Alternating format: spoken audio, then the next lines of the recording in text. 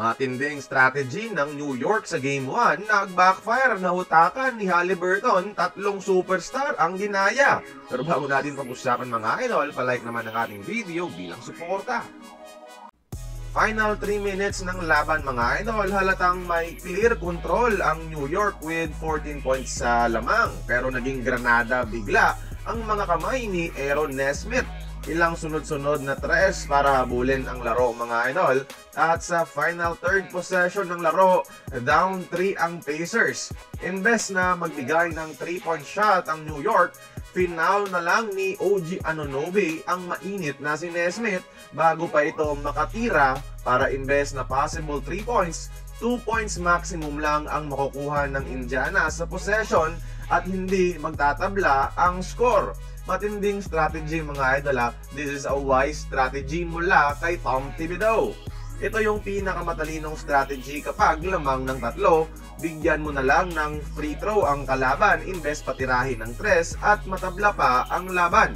Ito na sana gagawin ng New York all throughout. Kaso, nagmintes ang free throw ni OG kaya 2-point game, di na pwedeng mag-foul.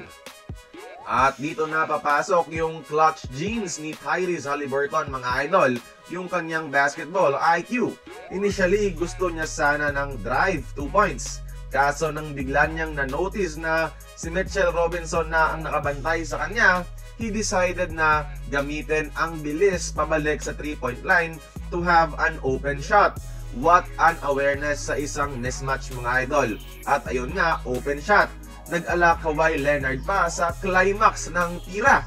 Noong akala niya game winner na ito, ginaya niya si Reggie Miller sa iconic choke celebration nito kontra ang Knicks. Kaso nga lang, hindi nagtatapos sa dalawang superstar ang ginaya ni Haliburton sa game 1. Dahil sa huli, na Kevin Durant siya. Nakaapak pala siya sa linya mga idol ng ilang centimeters. Kaya imbes na game winner, naging overtime pa. Pero sige lang, nanalo naman sila sa OT mga idol at naagaw pa ang Game 1 sa New York. Matinding effort din ang pinakita ni Haliburton sa overtime at nagtapos siyang may 31 points at 12 assists. At pinatunayan niya mga idol na sila talaga ang comeback king sa buong NBA ngayon at pinakita niya na hindi siya overrated na kaya niyang buhatin ang Indiana. Kaya kayo mga idol 1-0 na ngayon ang serye. Sino sa tingin nyo ang mananalo dito?